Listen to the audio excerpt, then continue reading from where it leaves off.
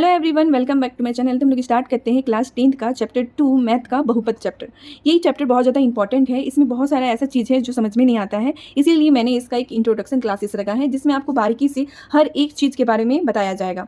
तो इसी तरह वीडियो में आगे तक बने रहिए। स्टार्ट करते हैं। तो देखिए, इसमें हम लोग सबसे पहले पढ़ेंगे बहुपद में चर और अचर। ये देखिए मैंने लिख के रखा है चर और अचर। से चर क्या है और अचर क्या है। तो चर जानिए क्या है। चर हम लोग बोलते हैं एक्स वाई जेड।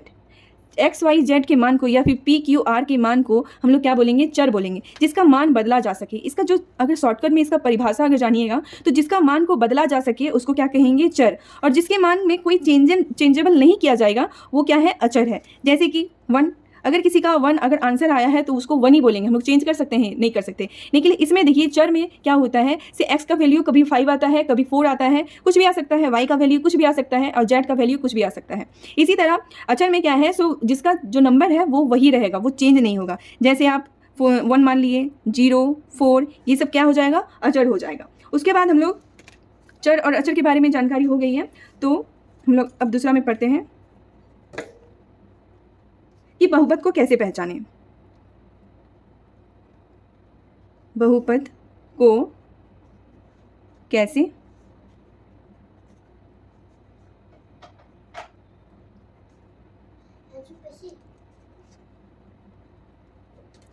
कैसे पहचाना जाए। तो देखिए, बहुपद को पहचानेंगे कि बहुपद का जो प्रत्येक चर है तो वो क्या आना चाहिए, उसका घात आपका क्या आना चाहिए, पूर्ण संख्या होना चाहिए। बहुपद में प्रत्येक चर का जो घात है वो हमेशा क्या आएगा, पूर्ण संख्या आएगा, उसको हम लोग बहुपद कहेंगे। इसको एक एग्जाम्पल के थ्रू में लिख लीजिए। बहुपद में प्रत्येक चर का घात पूर्ण संख्या होना चाहिए। फिर से मैं रिपीट कर देती हूँ। बहुपद को कैसे पहचानेंगे कि बहुपद में प्रत्येक चर का जो घात है वो हमेशा क्या होना चाहिए, पूर्ण संख्या होना चाहिए। जैसे कि एग्जाम्पल के थ्रू मैं बताती हूँ। जैसे 2x² प्लस 4x प्लस 5, तो ये हम पूछेंगे आपसे ये क्या है, बहुपद में है या नहीं है। तो आप क्या कहिएगा, हाँ ये बहुपद में है। कैसे, तो देखिए जैसे कि ये 2 है, ये 4 है, ये 5 है, ये सब क्या है, पूर्ण संख्या है। जब ये पूर्ण संख्या है तो ये क्या हो जाएगा, बहुपद में है। तो इसको आप कह सकते हैं जब बहुपद है। इसी तरह से मैं और एक एग्जांपल ले लेती हूँ।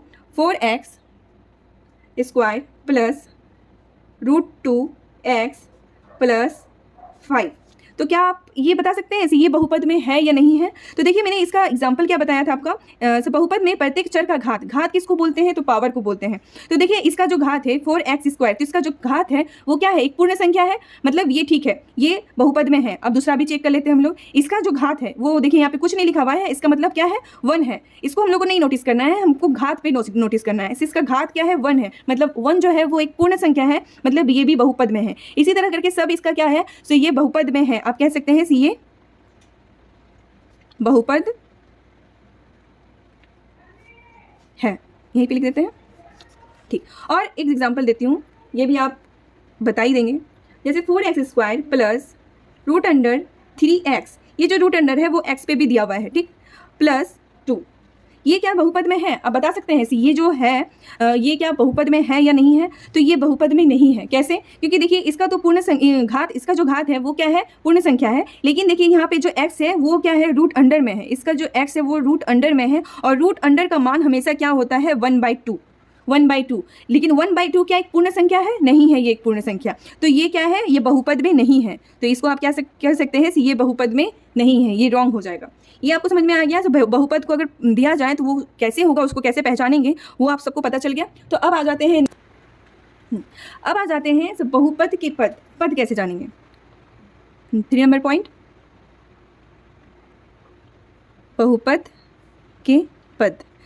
के पद क्या होते हैं, चलिए उसको जानते हैं। तो जैसे कि अगर लिखा हुआ है 6x क्या है, तो 6x आपका क्या हो जाएगा, एक पद। 6x क्या हो गया आपका, एक पद। उसके बाद इसी तरह अगर हम लोग लिखते हैं 3x प्लस 4, तो ये क्या है, तो ये क्या हो जाएगा, द्विपद। इसी तरह से फिर एग्जाम्पल लेते हैं एक, जैसे कि 4x² प्लस 3x प्लस 2, ये क्या हो जाएगा? तो ये आपका क्या है? त्रिपद, या फिर आप कह सकते हैं इसको तीन पद। ये क्या हो गया? एक पद, ये द्विपद, और ये हो गया तीन पद, या फिर त्रिपद भी कह सकते हैं। अगर मैं एक एग्जाम्पल देती हूँ आपको, इसका आंसर आप कमेंट में बताइएगा। जैसे कि यहाँ पे 4x plus x multiply x plus 2, ये क्या है? कितना पद है? तो आपको इसको क्या बोलेंगे? चार पद? नहीं, ये चार पद नहीं। जो पद होता है वो हमेशा प्लस और माइनस में देखा जाता है। पद होता है वो प्लस और माइनस में देखा जाता है। यहाँ पे मल्टीप्लाई दिया हुआ है ना, तो इसको मल्टीप्लाई करके सॉल्व कीजिए, उसके बाद बोलिए। जैसे 4x प्लस, इसको जब मल्टीप्लाई कीजिएगा तो क्या हो जाएगा? x², यहाँ पे 1² है, यहाँ पे 1², मल्टीप्लाई कीजिएगा तो क्या हो जाएगा? यहाँ पे x² प्लस 2। अब ये देखिए, ठीक है, तो ये क्या हो जाएगा? तीन पद। ये क्या है? तीन पद है। ठीक, पद आपको समझ में आ गया सब पद क्या है? और एक एग्जाम्पल ले लेते हैं।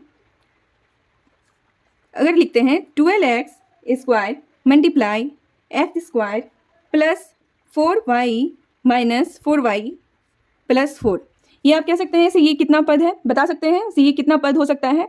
तो आप क्या कीजिएगा, इसको जोड़ लीजिएगा, 1 2 3 4 5 और 5 पद बोल दीजिएगा, रॉन्ग हो जाएगा। इसको आप क्या कीजिए, पहले इसको सॉल्व कीजिए। देखिए यहाँ पे मल्टीप्लाई दिया हुआ है ना, तो मल्टीप्लाई कीजिए इसको। जब मल्टीप्लाई कीजिएगा तो क्या हो जाएगा?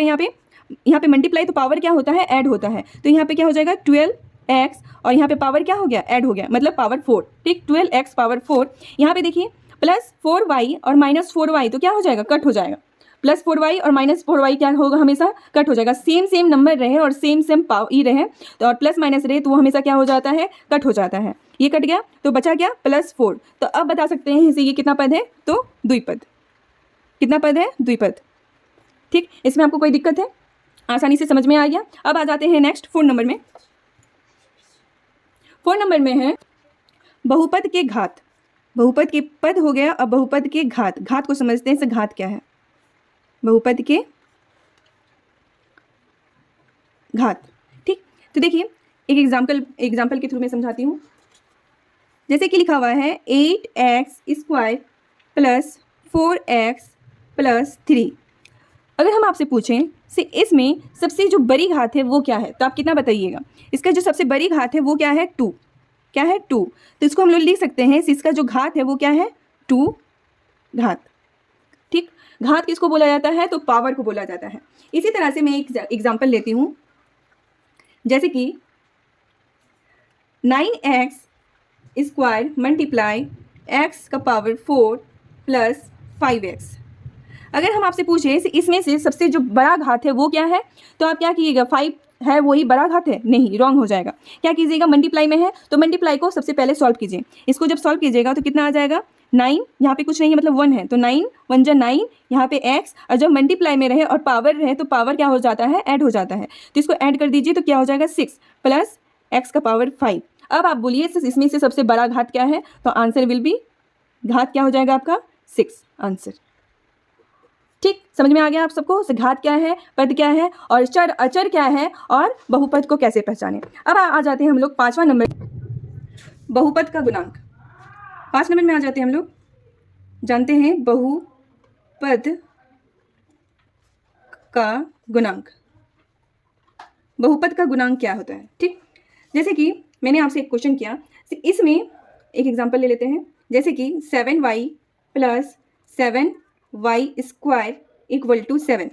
अगर आपसे पूछा जाए से इसमें y² का गुणांक कितना है, तो आप बता सकते हैं y² का गुणांक कितना होगा। तो इसमें देखिए ये जो y² है इसका गुणांक पूछा गया है, ये किससे मल्टीप्लाई है, तो इसका जो गुणांक हो जाएगा कितना हो जाएगा? 7। y² का गुणांक कितना होगा? 7 होगा। अगर आपसे पूछा जाए से इसका y का गुणांक कितना होगा, y का गुणांक, तो y² यहाँ पे है और y आपका यहाँ पे है, तो y का जो गुणांक है वो कितना हो जाएगा? वो भी कितना है? 7 है। ठीक, y का गुणांक यहाँ पे लिख देती हूँ, y² का गुणांक 7 और y का भी गुणांक कितना है? 7 दिया हुआ है। ठीक, इसी को थोड़ा सा सॉल्व करके, इसी को थोड़ा सा चेंज करके अगर क्वेश्चन आपसे किया जाए, सर इसमें x0 का गुणांक क्या होगा? x0 का गुणांक क्या होगा, तो कैसे कीजिएगा इसको सॉल्व? देखिए इसको पहले तो आप समीकरण में लेके आइए, 7x plus 7y² equal to 7 है, तो इसको आप क्या कीजिए? इक्वल टू के इधर में लेके आइए, मतलब इसको समीकरण में चेंज कीजिए। क्या हो जाएगा 7y plus 7y² minus 7 equal to 0। इस तरह से लिख सकते हैं। अब आपसे क्वेश्चन किया गया है से x का पावर 0 ऐसे x के पावर 0 का गुणांक क्या है, तो कैसे जानेंगे। देखिए x का पावर 0 का जो गुणांक होता है वो हमेशा क्या होता है 1, तो 1 होता है। तो देखिए यहाँ पे कुछ नहीं है तो मल्टीप्लाई में हम लोग 1 कर सकते हैं, क्योंकि x का पावर 0 ही क्या होता है 1 होता है। तो इसका जो गुणांक हो जाएगा वो भी क्या हो जाएगा 7 हो जाएगा। ठीक, -7 सॉरी क्या हो जाएगा -7, क्योंकि माइनस है यहाँ पे, माइनस को लेके चलना है, माइनस को छोड़ना नहीं है। तो यहाँ इसका आंसर क्या हो जाएगा -7 आंसर। ठीक, समझ में आ गया आप सबको। अब लास्ट पॉइंट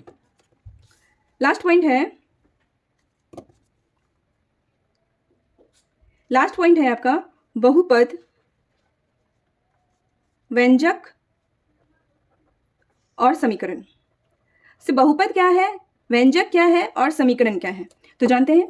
देखिए बहुपद क्या है, यहाँ पे जैसे कि एक एग्जांपल लेते हैं 4x² माइनस 3x प्लस 2। तो ये क्या है 4x² माइनस 3x प्लस 2, ये क्या है, ये बहुपद में है, तो इसको आप क्या कहेंगे बहुपद में। ठीक, और व्यंजक क्या है, तो व्यंजक देखिए 4x² माइनस √3x प्लस 2।